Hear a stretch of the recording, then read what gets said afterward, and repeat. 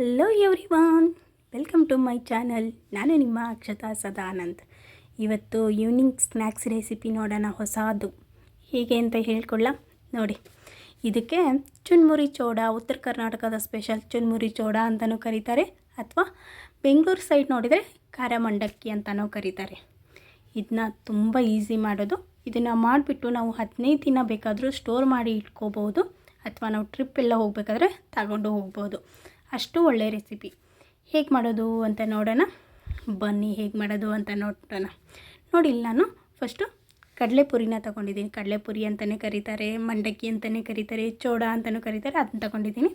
ಹಾಗೆ 1 ಬೌಲಷ್ಟು ಕಡಲೆ ಬೀಜ, 1 ಬೌಲಷ್ಟು ಪುಟಾಣಿ ಅಥವಾ ಕಡಲೆಪಪ್ಪು ಅಂತೂ ಕರೀತಾರೆ ಅದು, ಮತ್ತು 1-2 ಬೆಳ್ಳುಳ್ಳಿನ ಬಿಡಿಸ್ಬಿಟ್ಟು ಜಜ್ಜಿ ಇಟ್ಟಿರುವಂಥದ್ದು, ಸ್ವಲ್ಪ ಕರಿಬೇವು, ರುಚಿಗೆ ಉಪ್ಪು, ಹಾಗೆ ಸ್ವಲ್ಪ ಸಕ್ಕರೆ ಪೌಡ್ರು.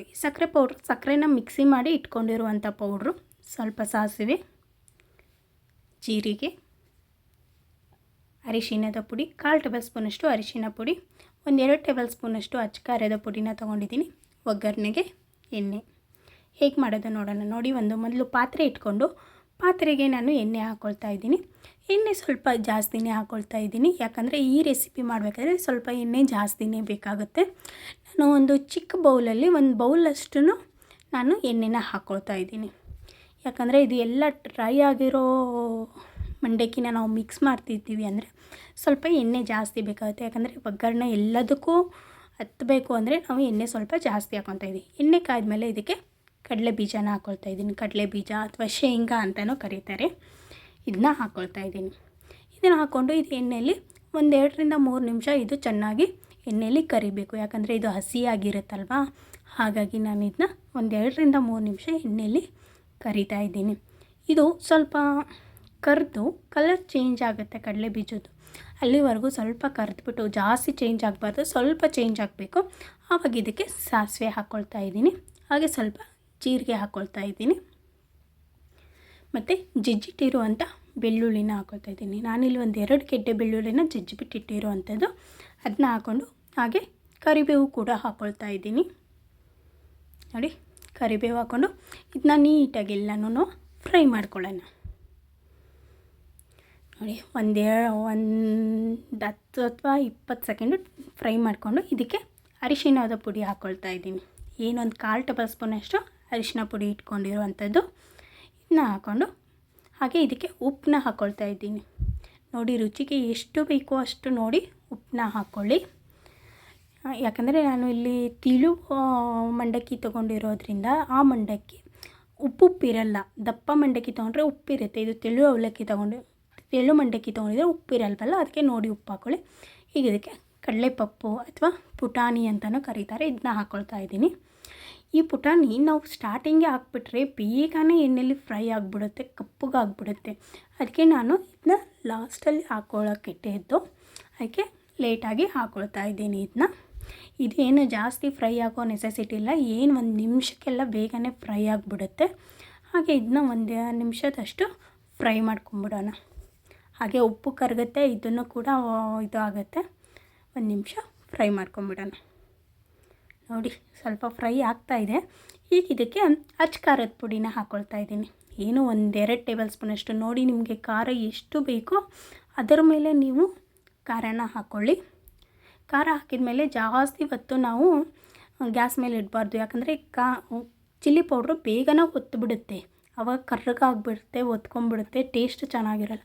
ಹಾಗಿದ ತಕ್ಷಣ 1-2 ಸೆಕೆಂಡಿಗೆ ಮಿಕ್ಸ್ ಆದ ತಕ್ಷಣ ಆಫ್ ಮಾಡಿಬಿಟ್ಟು ಬಾಣಲಿನ ಕೆಳಗಡೆ ಎತ್ತಿಟ್ಕೊಂಬಿಡೋಣ. ಈಗ ನೋಡಿ, ಬಾಣಲಿ ಕೆಳಗಡೆ ಎತ್ತಿಟ್ಕೊಂಬಿಟ್ಟಿದ್ದೀನಿ.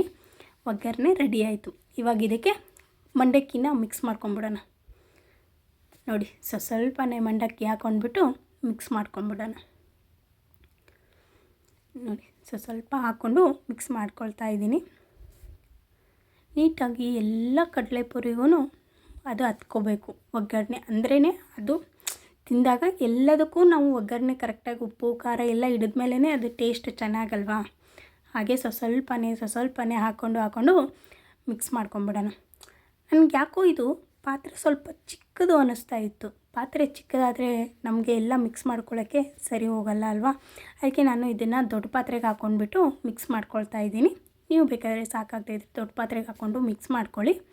ನೋಡಿ, ನಾನು ಬೇರೆ ಪಾತ್ರೆಗೆ ಹಾಕ್ಕೊಂಡು ಮಿಕ್ಸ್ ಮಾಡ್ಕೊಳ್ತಾ ಇದ್ದೀನಿ. ಬೇರೆ ಪಾತ್ರೆ ಹಾಕ್ಕೊಂಡು ನೀಟಾಗಿ ಮಿಕ್ಸ್ ಮಾಡ್ಕೊಳ್ಳೋದ್ರಿಂದ ಎಲ್ಲ ಮಂಡಕ್ಕಿಗೂ ನೀಟಾಗಿ ಒಗ್ಗರಣೆ ಅಂಟ್ಕೊಳ್ಳುತ್ತೆ. ಇದು ಉತ್ತರ ಕರ್ನಾಟಕ ಸೈಡ್ ಅಂತೂ ಫುಲ್ ಫೇಮಸ್ಸು. ಯಾಕಂದರೆ ಪ್ರತಿಯೊಬ್ಬರು ಮನೆಯಲ್ಲೂ ಯಾವಾಗ ನೋಡಿದ್ರೂ ಈ ರೆಸಿಪಿ ಇದ್ದೇ ಇರುತ್ತೆ. ಯಾರಾದರೂ ನೆಂಟರು ಬೇಗ ಪಟ್ಟಂತ ಬಂದ ತಕ್ಷಣ ಒಂದು ತಟ್ಟೆಗೆ ಸ್ವಲ್ಪ ಹಾಕಿ ಕೊಟ್ಬಿಡೋದು, ಮೇಲೆ ಒಂಚೂರು ಟೀ ಕೊಟ್ಬಿಡೋದು, ಅಷ್ಟು ಫೇಮಸ್ಸು ಈ ರೆಸಿಪಿ.